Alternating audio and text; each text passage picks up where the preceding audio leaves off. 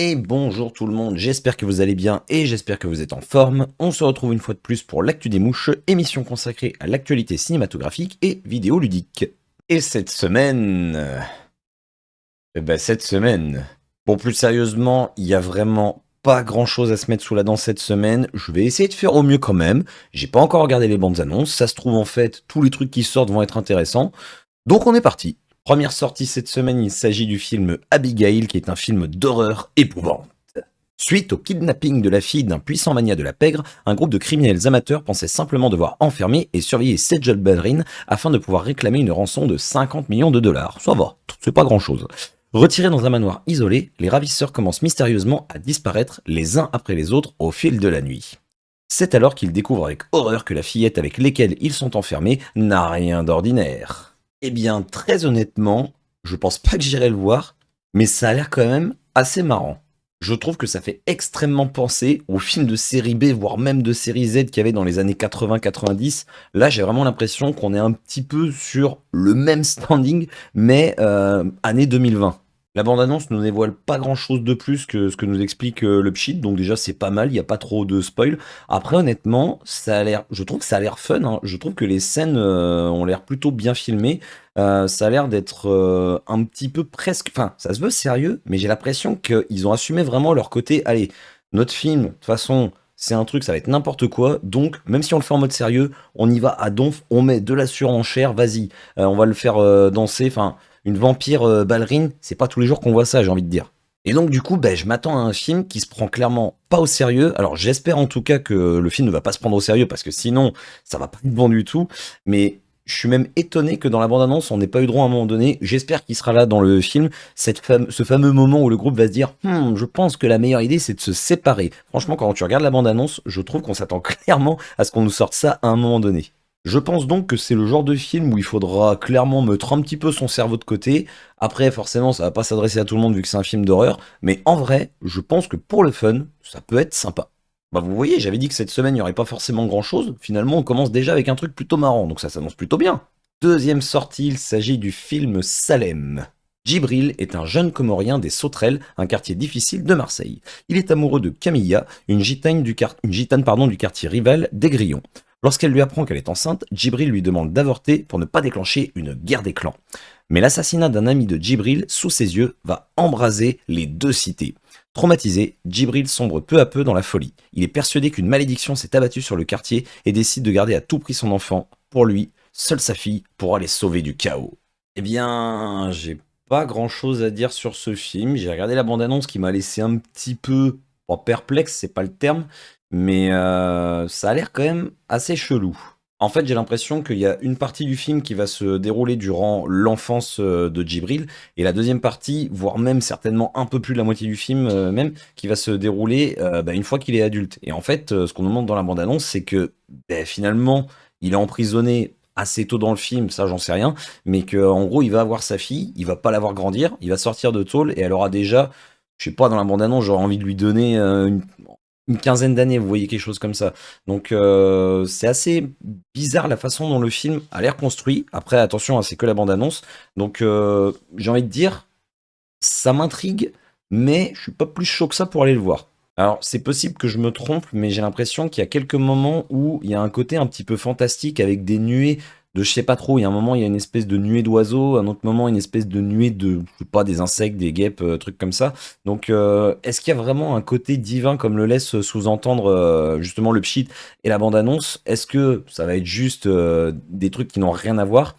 Ouais, comme je vous dis, ouais, il y a un côté intriguant, donc, mais je vous laisserai honnêtement vous faire votre propre avis. Moi, je pense pas que j'irai le voir.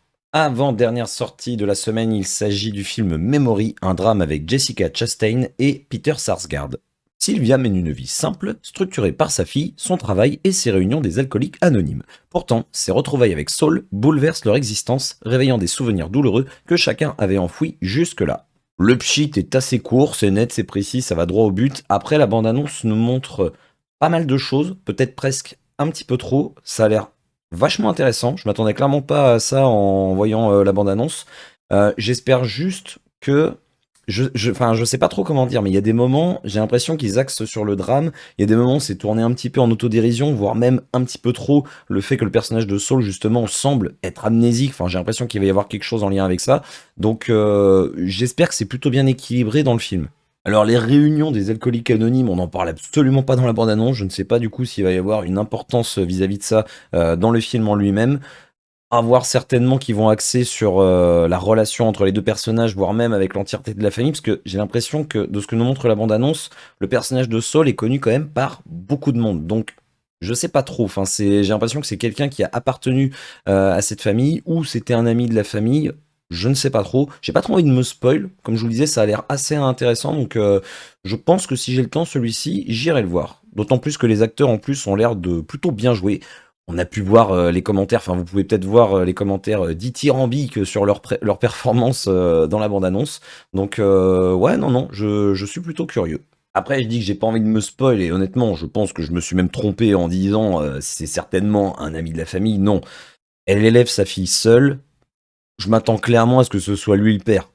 Si je me trompe, franchement, bien joué, messieurs les scénaristes, mais franchement, bon, on sent l'arnaque à plein nez, mais c'est pour ça que j'ai pas trop envie de me spoil pour laisser planer le doute, on va dire. Dernière sortie cinématographique de la semaine, il s'agit d'un film sud-coréen qui se nomme Greenhouse. En un seul mot. Aide-soignante à domicile, Moon Jung s'occupe avec bienveillance d'un vieil homme aveugle et de sa femme. Mais quand un accident brutal les sépare, tout accuse Moon Jung. Elle se retrouve à devoir prendre une décision intenable. Eh ben, décidément, on va de surprise en surprise parce que la bande-annonce, pareil, elle me donne vachement envie. En fait, finalement, les films cette semaine ont l'air plutôt sympas. Quand j'ai lu le pitch, je vous cache pas que j'avais pas fait attention au style de film que c'était, et du coup, en voyant la bande-annonce, je me suis dit, attends, mais c'est pas un drame, parce que clairement, le pitch, quand on le lit, je me suis dit, bon, ça va être un drame. Et en fait, en revenant sur la fiche du film, j'ai vu que c'était marqué thriller, et là, j'ai fait, ah, ça explique deux, trois trucs. Parce qu'effectivement, la bande-annonce au début nous présente un petit peu les différents personnages à qui on va avoir affaire durant toute l'histoire. Et ça semble être un film plutôt sympathique de prime abord, avec une dame qui s'occupe d'un couple de personnes âgées. Et visiblement, suite à un accident qu'on ne nous montre pas dans la bande-annonce, eh bien, elle va devoir, comme on le dit dans le pchit, prendre une décision intenable. Un terme qui veut pas dire grand-chose pour moi, mais il y a pas mal de suspense qui a l'air de planer justement autour de toute cette histoire. Il va y avoir un truc en lien avec la femme du mari qui est aveugle justement. Ça a l'air de beaucoup tourner autour de ce personnage. Donc pareil, j'ai pas envie de me spoil, j'ai pas envie de vous spoil, d'émettre des théories ou autres.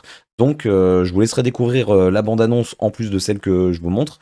Et je vous inviterai à vous faire votre propre avis en allant voir le film, en espérant encore une fois qu'il sorte en salle, parce que je vous rappelle que les films asiatiques, ils ont pas trop la cote au cinéma, je trouve. Et c'est vraiment extrêmement regrettable. Et nous en avons donc terminé avec les sorties cinématographiques, nous passons maintenant aux sorties jeux vidéo. Nous commençons avec la sortie ce mardi 28 mai, ou plutôt la ressortie du jeu Multiversus qui sort sur toutes les plateformes, sauf sur Nintendo Switch. Alors je ne vous cache pas que c'est un petit peu l'incompréhension pour moi. Je pensais que ce jeu, une fois qu'il l'avait retiré de toutes les plateformes, je pensais qu'on n'en entendrait plus jamais parler. Et finalement, pour je ne sais quelle raison, je ne me suis pas renseigné honnêtement, peut-être que vous pourrez me donner l'explication. Ils le ressortent ce mois-ci avec du coup toujours ce même principe, un petit peu comme Smash Bros, avec des combats qui sont dans ce jeu en 2v2 apparemment. Il y a des aptitudes qui sont débloquables. Alors je suis pas fan. Je ne sais pas ce qui a changé dans cette nouvelle version, mais j'étais pas fan du principe de base où, en gros, fallait faire des combats pour gagner en level et donc débloquer de nouvelles attaques, de nouvelles aptitudes. Je trouvais que justement, les premiers combats qu'on faisait dans le jeu, bah, il se passait rien d'intéressant parce qu'on avait que deux trois coups spéciaux, et encore 3 je suis sympa, hein. Donc pour moi, ça n'avait absolument rien de plus. Enfin, Smash Bros n'avait clairement rien à envier et même absolument pas à s'inquiéter de ce jeu. Donc je vois pas trop ce que ça peut apporter de plus. Si ce n'est justement la quantité de personnages proposés qui a l'air quand même assez importante, et j'ai envie de dire vaut mieux quand tu sors un jeu de ce style-là aujourd'hui pour faire face à des jeux comme Smash Bros.